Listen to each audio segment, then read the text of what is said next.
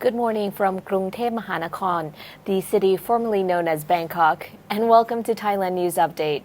In today's news, TAT continues to roll out its marketing plans to lure in wealthy international travelers, illegal wildlife traders arrested, and tips on how to make money making homemade dog food. All that and more coming up.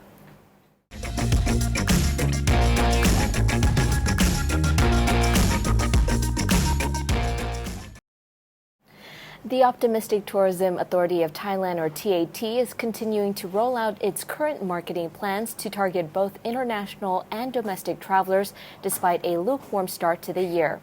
2022 started with only the Phuket Sandbox and a quarantine option available for international arrivals, and even after the test and go option was reinstated on February 1st, the numbers of daily arrivals in Bangkok and Phuket remains below expectations. But the TAT Governor Yuttasak Supasorn says Thailand needs to turn crisis into opportunity and use tourism to help rebuild Thailand's economy. He also reiterated that the aim of the latest tourist marketing is to attract wealthy travelers, retirees, remote workers, skilled professionals, millennials, and active seniors. He also expected new international travel trends to include wellness and responsible tourism. He also clung onto the target of 10 million international arrivals for 2022. Back in 2019, Thailand had attracted just under 40 million international travelers.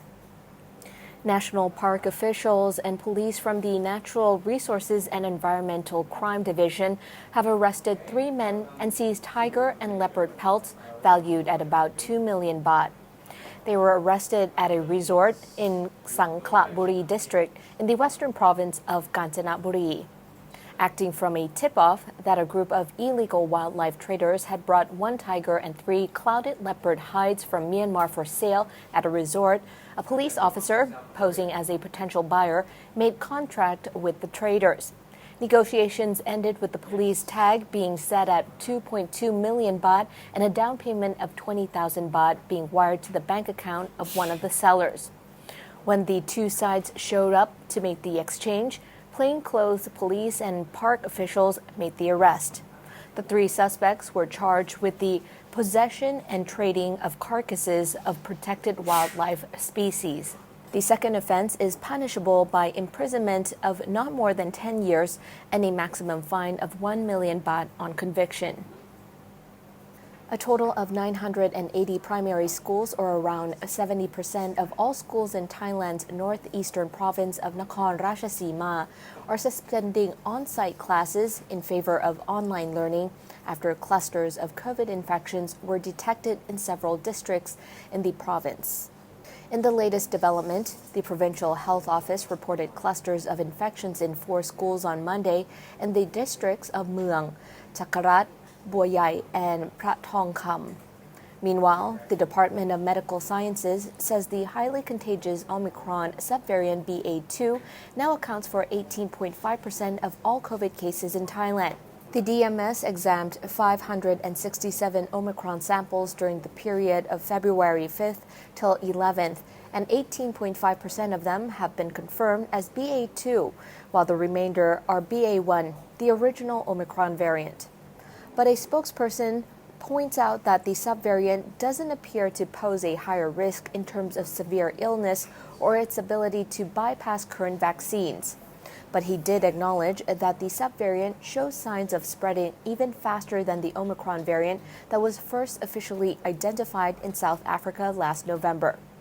Yesterday, Bangkok had the highest accumulation of COVID infections at 6,641, followed by Phuket with 1,286 and Chonburi with 1,240.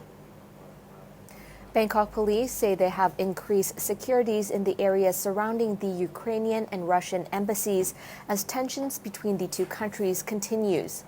Conflict broke out when Russia threatened to avenge any more by Ukraine to join the North Atlantic Treaty Organization, otherwise known as NATO. The ongoing tension, with Russia amassing troops at the Ukrainian border, has world leaders on edge. Grisana Patanacharan from the Royal Thai Police says security at both embassies and surrounding areas in Bangkok has been tightened as a result of the current diplomatic tensions. Police say they continue to monitor developments, but so far do not have any concerns for Thailand's security over the issue. A former street food vendor in the western province of Kanchanaburi has launched a new business venture selling homemade dog food. Surashet Kangsi now makes more money from his dog food business and has stopped selling human food altogether. Surashet says he came up with the idea when he realized customers who were buying his human food were mixing the leftovers with rice to feed their dogs. As not all recipes were suitable for dogs, he decided to branch out and come up with a line of canine-friendly street food.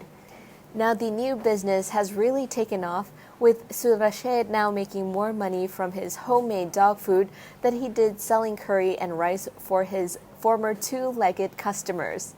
Initially, he was using 4 kilograms a day of ingredients such as pork and beef, but that quickly increased to an average of 10 to 15 kilograms, thanks to a surge in demand from local dog owners. The intrepid vendor can now make up to 1,000 baht a day, with one plastic box of cooked dog meals going for between 15 and 50 baht, depending on size. Surashet says his products can be purchased from several stalls in Kanchanaburi and online. And now for a quick update on the COVID-19 situation here in Thailand. The CCSA has reported 17,349 new cases of COVID-19 with 22 new deaths. According to the latest reports, there are currently 144,261 in care and 11,561 released from care within the past 24 hours.